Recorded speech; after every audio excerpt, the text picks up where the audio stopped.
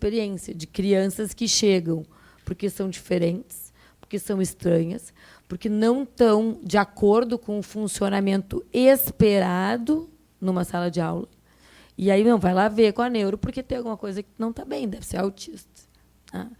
E aí, às vezes, sim, mas também é superdotado. Então, assim, ontem, coincidentemente, tive 3 reuniões de equipe, reuniões multidisciplinares, de crianças, 2 com dupla excepcionalidade e uma superdotação, com escolas. Tá? Porque nós queríamos algumas condutas escolares e a luta contra é incrível. E essa é a posição de 3 escolas de Porto Alegre, ontem, 3 escolas conceituadas, em momentos diferentes, de alunos diferentes, de idades diferentes, em que a reunião existiu para a gente tentar adaptar aquele aluno naquele ambiente, e é luta. Sem brincadeira, a sensação que eu tenho, que eu tive nas 3 reuniões, é que tinham as pessoas com facas, espadas, assim, e a Marta aqui do outro lado tentando defender a criança ali. Eu juro que é essa a sensação. Tanto é que numa delas, eu comecei, até porque foi a última, e eu comecei e falei assim, olha só, vamos baixar todas as armas, porque a gente está aqui para um bem comum. Tá? E eles começaram a reunião me falando assim, tu está dopando essa criança, que era uma criança TDAH e superdotada, que estava medicada por todos os motivos e todas as indicações, e para me agredir, obviamente, numa situação defensiva, eles já entraram na reunião mostrando, olha, não tenta tentar nos convencer de alguma coisa que não vai dar certo. Então, tu está dopando essa criança. Em primeiro lugar, não. E que dose exagerada de remédio é esse? Em primeiro lugar, quem calcula a dose de remédio sou eu, não é vocês. Segundo lugar, que ninguém está dopando ninguém. Terceiro lugar, pode até ser que a sensação seja essa, e é interessante que vocês venham conversar comigo, porque talvez esteja uma dose. A gente pode achar que está dando uma dose certa, a dose está exagerada. Tá? Mas, enfim. Então, assim, essa é a posição da sociedade frente a esses diagnósticos. E a nossa posição como educadores, como pais, como pacientes ou como profissionais da saúde deve ser desfazer isso. Porque o nosso objetivo comum é ajudar. E ponto final. O que eu quero? Quero que o Vicente seja aceito na escola. Que as pessoas parem de levantar todas as armas para o Vicente. Calma. O guri é um avião. Vamos usar o Vicente a nosso favor. Vamos usar o Vicente como uma criança que tem muito a acrescentar. Muito a acrescentar. Só que as coisas estão armadas. Por quê? Porque esse perfil de criança dá mais trabalho. Tudo que foge da regra pré-estabelecida, do típico, dá trabalho. E aí, o que a gente não quer? Não quer ter trabalho. Ah, não. Esse não me interessa. E é essa postura que eu vejo na maioria das escolas de Porto Alegre, infelizmente, que é de onde eu sou. E onde eu trabalho mais. Então, assim... que não são todas, né, doutora? Ai, Por isso que a gente está aqui de Porto Alegre. isso mesmo. Que bom. E a gente fica muito feliz. Senão, a gente não estaria aqui. Porque a maioria das escolas tem uma posição super defensiva e de não entender ou não tentar entender. Então, a gente tem que realmente aplaudir as escolas que estão aqui, as escolas que estão tendo outros olhos para essas crianças, porque é isso que a gente quer. Tá? Então, quando a gente fala de dupla excepcionalidade, e aqui eu vou focar em autismo e altas habilidades, a minha consulta normalmente começa com a criança vindo com uma suspeita de autismo. Por quê? Porque tem hiperfocos. Por quê? Porque não tem interesse. Por quê? Porque não responde ao chamado. Por quê? Porque tem questões sensoriais. É autista. Não suporta barulho. É autista. Não consegue chegar num ambiente que está cheio de gente. É autista. E aí a gente para pensar e a gente vê que tem muito além. Tem autismo, na grande maioria das vezes, sim, nesses casos que eu recebo. mas tem outras coisas, tem outras habilidades, e que daí a gente reforça uma coisa que está sendo falada todo o tempo, que não necessariamente é a capacidade de fazer contas e de escrever em letra cursiva. São outras capacidades. Nós, seres humanos, nós temos várias habilidades. Não é ler, fazer conta e escrever que diz o que a gente é capaz ou não de fazer. Tem gente que não tem habilidade nenhuma em ler, escrever e fazer contas e que é muito capaz. Tanto é que um dos diagnósticos mais comumente associados à superdotação são os transtornos de aprendizagem.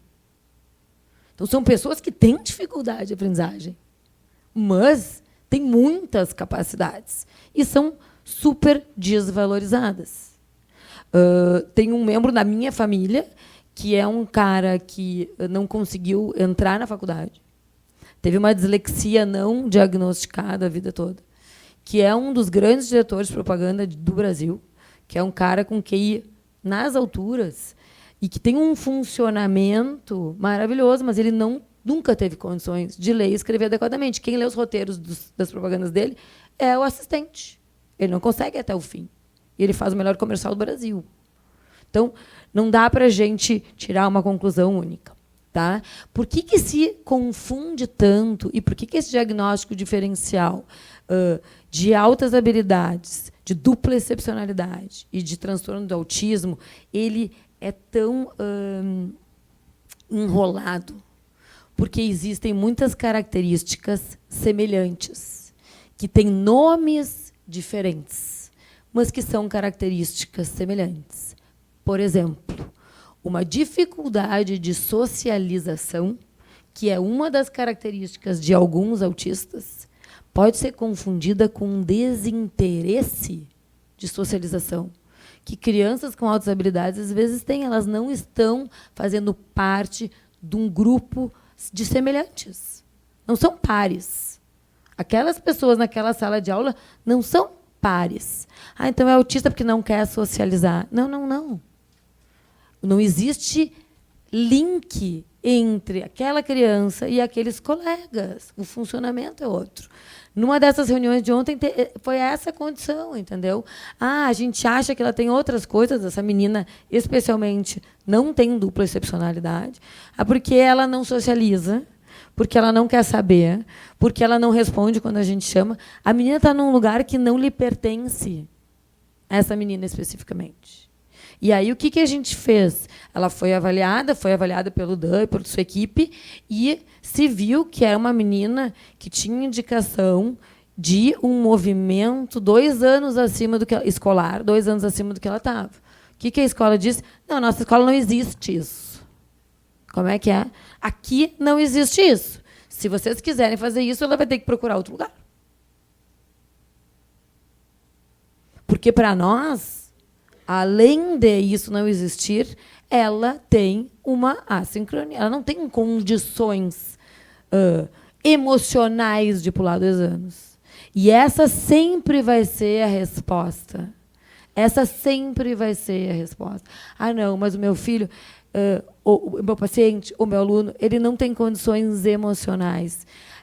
Existe esse desequilíbrio. E a gente está aqui para ajudar a equilibrar e fazer com que as coisas aconteçam, dando esse suporte. Né? Então, assim, por que altas habilidades não tem um CID? Por que não é considerado uma doença? Autismo também não é considerado uma doença. Autismo tem CID. TDAH também não é considerado uma doença, é um transtorno de desenvolvimento. E tem CID. E aí facilita a parte burocrática. Não, aqui não entra. Qual é o CID? Eu quero um atestado com o CID. Não, olha só.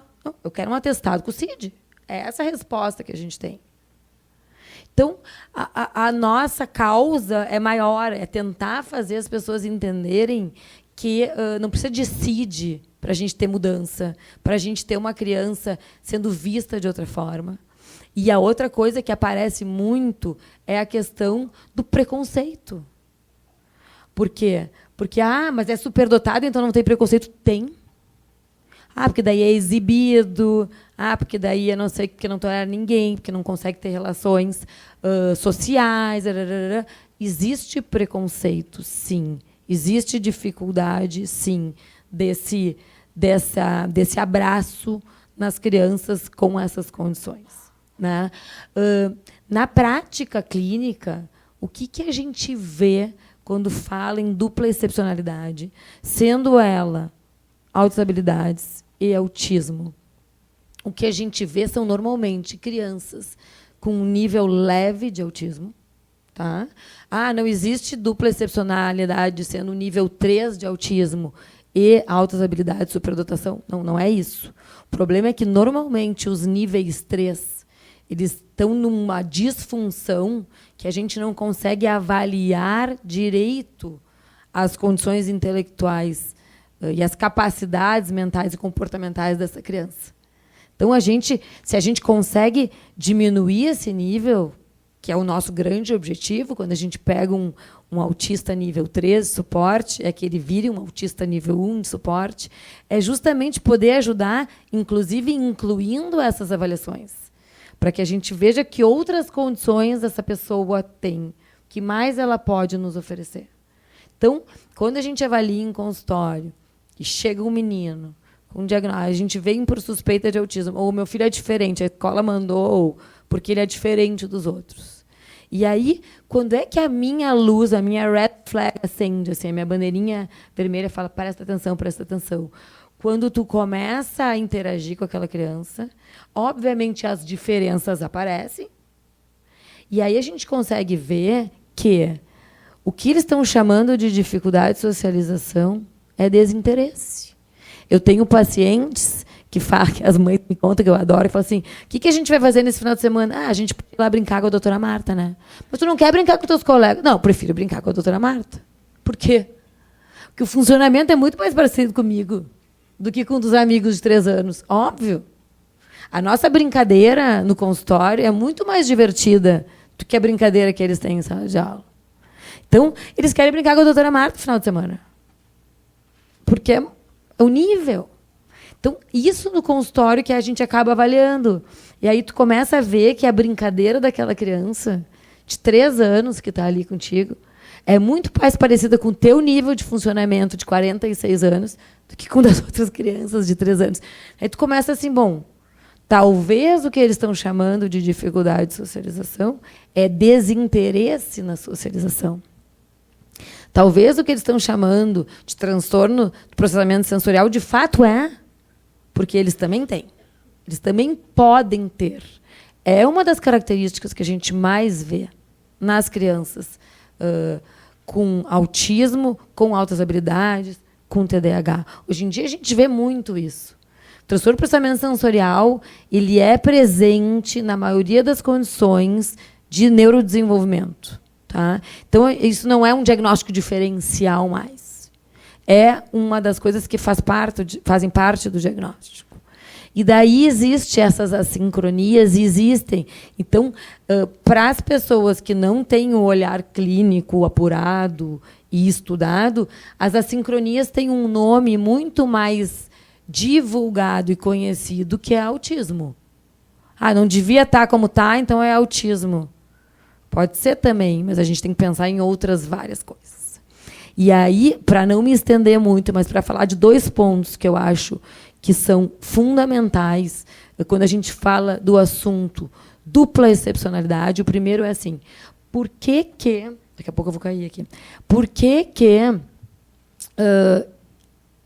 as duplas excepcionalidades mais comuns são autismo e altas habilidades, e TDAH e altas habilidades? Porque a origem genética, entrando um pouco na medicina, é a mesma. Tá? Não é a troco de nada que a gente tem muito mais duplas excepcionalidades com esses transtornos atípicos do desenvolvimento. A gente já tem mais de 100 genes conhecidos relacionados ao transtorno do espectro do autismo. E hoje, se a gente estuda esses genes, a gente sabe que eles também estão muito mais relacionados ao transtorno de déficit de atenção e hiperatividade e altas habilidades de superdotação. Então, não é assim, que coincidência, não. É gene. Não é coincidência que o pai é superdotado, que o filho tem TDAH e que o outro tem dupla excepcionalidade e que o outro tem TEA. Não é coincidência. É gene. Ah, mas tem fatores ambientais que influenciam. Claro, a gente sabe disso. O gene sozinho não faz tudo. Mas tem uma base genética que explica essas coincidências. Então, quando a gente avalia uma criança com TDAH, quando a gente avalia uma criança com autismo, ou quando a gente avalia uma criança superdotada, temos necessariamente que olhar com lupa para essas outras condições, porque os genes são os mesmos. Então, a gente precisa parar, reorganizar o pensamento, tentar entender, será que é dificuldade de socialização ou é só desinteresse? Porque tem muito sentido ter os dois. Pode ter desinteresse e dificuldade de socialização, porque pode ter dupla excepcionalidade. Então, isso é uma coisa que a gente tem que lembrar quando a gente está fazendo o diagnóstico, quando a gente está pensando nos nossos alunos, quando a gente está pensando nos nossos pacientes. Tá? Esse era um ponto que eu queria falar para vocês. E o outro ponto é a dificuldade e a necessidade do olhar clínico. Porque, às vezes, eu encaminho para o Dan pedindo ajuda. Olha, eu acho que a coisa não é só um diagnóstico. Me ajuda. E ele me dá o retorno. De fato, não parece. Mas eu preciso da tua ajuda para a gente poder fechar o que não parece para ti e o que não parece para mim. Então, esse diagnóstico de dupla excepcionalidade é um diagnóstico que precisa ser feito em equipe. Né? Porque as testagens indicam tais diagnósticos, sim, mas a clínica indica isso também. Porque não é tudo teste, assim como não é tudo clínica. Eu, sozinha no consultório, não consigo dizer o Vicente é superdotado, mas eu consigo levantar uma suspeita. Mas eu consigo dizer o fulano, o beltrano, o ciclano é autista, é TDAH, tem dislexia. Agora, eu não consigo dizer se é superdotado. Eu preciso do Dan para esse diagnóstico. Na observação dele, de fato, clinicamente, existem condições para um diagnóstico de autismo também, ou de TDAH também. Então, é uma parceria. E claro que não são todos os pacientes que eu peço uma avaliação. Até deveria. Deveria ser todos os pacientes. A gente não consegue, em termos logísticos, que todos os pacientes que chegam no consultório sejam avaliados, bem avaliados com psicodiagnóstico. E essa é outra questão. Porque o que vem de psicodiagnóstico, que avalia QI, ponto, e te devolve um QI dizendo, não, isso aqui não é superdotado, o QI é 118. Tá bem? E os outros? E as outras habilidades? Onde é que foram medidas? Não, não. Eu apliquei um VISC, QI é tal. Ok, mas esse paciente tem outra... Não é. Então, assim, não é qualquer testagem, não é qualquer avaliação que vai nos ajudar nesse diagnóstico. Tá? Então, a gente precisa da parceria da avaliação e do olhar clínico, pensando nas características. E se a gente for pensar quais são as características principais para um diagnóstico de transtorno do espectro autismo, quais são? Dificuldade de comunicação, dificuldade de socialização, questões sensoriais e comportamentos repetitivos estereotipados. Ah, então é a pessoa que não socializa, não fala e fica estereotipando? Não. Quando eu falo de dificuldade de socialização, eu não estou dizendo que não socializa, pode socializar inadequadamente. Chegar nessa sala aqui e vir para uma criança de 4 anos e um para um de vocês dar a mão. Olá, eu sou o João. Isso é socializar adequadamente? Não. Qual é a criança de 4 anos que chega uma sala com 200 pessoas e vai dando a mão, se apresentando um para um? Eu tenho pacientes que chegam, pais que falam, não, ele não é autista, porque ele chega no ônibus, cumprimenta todo mundo. Qual é a criança de 3 anos que chega no ônibus e cumprimenta todo mundo, gente? Então, assim, o que é a socialização adequada? O que é a comunicação adequada? É tu falar o que vem na telha? Não. O filtro social. Ah, não, ele fala super bem. Não, ele fala super bem, sim, do ponto de vista de linguagem, mas ele não fala super bem do ponto de vista social. Ele olha para ti e fala, teus óculos são feios, teu tênis está sujo. Então, assim, isso tudo faz parte do que é a dificuldade de comunicação, a dificuldade de socialização. Então, os diagnósticos eles são complexos. Eles devem ser muito bem avaliados. A gente não consegue fazer um bom diagnóstico sem uma parceria. Tá? E essa parceria ela vem das áreas da saúde e ela vem das escolas. Por isso que é tão importante. O maior número de pacientes que eu recebo no consultório são encaminhados por escolas. Tá? Tem que avaliar essa criança, porque falam para os pais, tem alguma coisa que não está indo bem. Então, as escolas têm esse papel, que é um papel muito importante. E daí nós, como médicos ou como profissionais da saúde, temos o papel de pensar, bom, me parece isso. Às vezes é escrachado, é óbvio, é claro que sim. Mas quando a gente fica na dúvida, será que tem mais alguma coisa? E quando tem mais alguma coisa, o tratamento não vai ser aquele. O tratamento vai ser aquele e mais o de alguma coisa. A intervenção. Rápida. Claro. Qual a sua opinião com relação à chegada desse insight, tem TEA, tem H, tem TDAH, pela pediatria? Porque eu sinto muita falta. Eu mesmo tive falta. Meu filho não foi... O insight não veio da pediatria. Essa é a grande queixa dos pais, né? Por que o pediatra não viu? Por que o pediatra diz para esperar mais um pouco? Que está cada um no seu tempo, né? Ah, não. Cada criança tem seu tempo. Essa é a frase clássica, né? Com a pandemia, então, isso fica muito mais evidente. Ah, não, é a pandemia. Ah, mas o meu filho... Não, a pandemia. A pandemia está atrasando todo mundo. A pandemia... Então... Além da dificuldade que a gente já tinha antes, a pandemia ainda piorou, porque a pandemia é uma grande desculpa.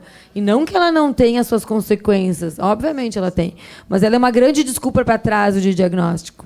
Então, os pediatras, eu recebo muito mais paciente, muito mais, de escola do que de consultório pediátrico. Muito mais. Tá? E é um trabalho de conscientização que a gente tem que fazer. Mas é o negócio do... cada um tem seu tempo. Né? Então...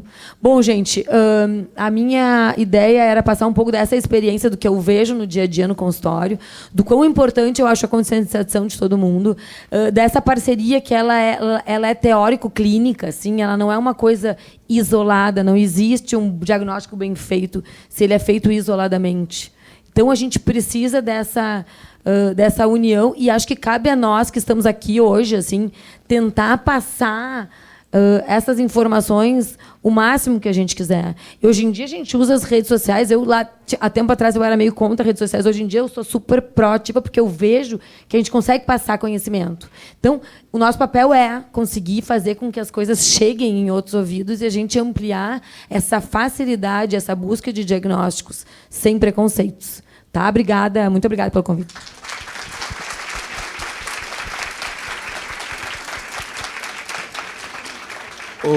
Oi, tá funcionando? Eu não consigo ter retorno.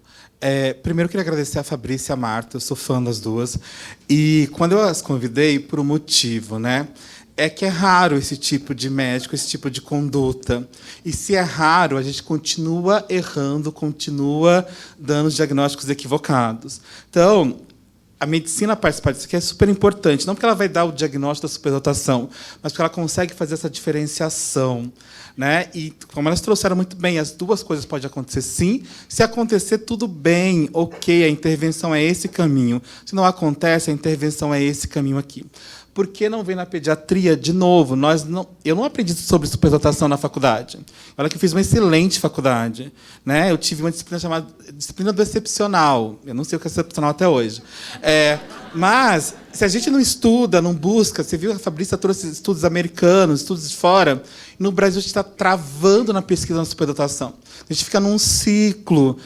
Aqui, se você fizer 20 anos atrás, você vai ver os livrinhos. A capa era de 2015, laranja, a de 2018 é roxo, mas o conteúdo é o mesmo.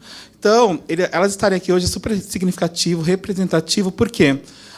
Vai atrair para os consultórios, vai chegar na pediatria, né? Não tem o tempo, cada um tem um tempo. É o meu tempo, tem os marcos de desenvolvimento para mais ou para menos, mas precisa atender de forma individual. E a grande questão, que também impacta nas escolas, que a escola é feita para a média, a mesma escola desde o tempo dos jesuítas. Não mudou nada. Tem uma embalagem bonita. A gente faz aqui escolinha socioemocional.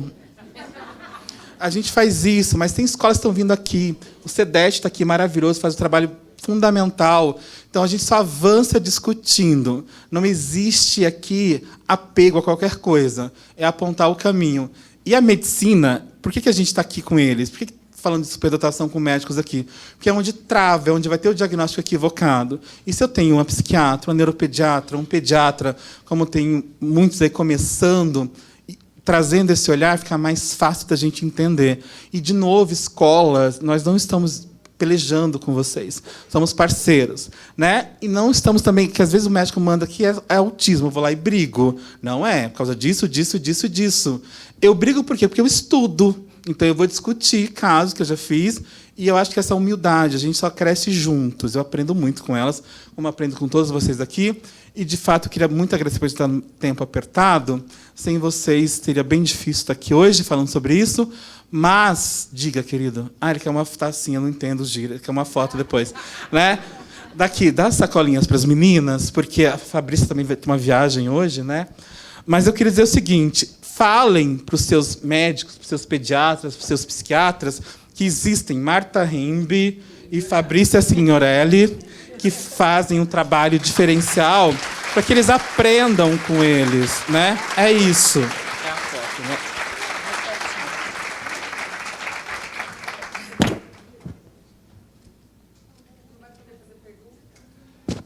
Não, nós estamos... A gente está assim, disponível, vocês podem mandar e-mail para a gente, ou mandar, que a gente passa para eles todas as perguntas, e eles respondem, tá bom? Porque senão a gente aqui... Mas diga. Não, queria agradecer de novo. Muito obrigada, gente, pela presença, pela oportunidade. Eu queria agradecer o convite do Dan, parabéns pelo evento e obrigado pela presença de todos.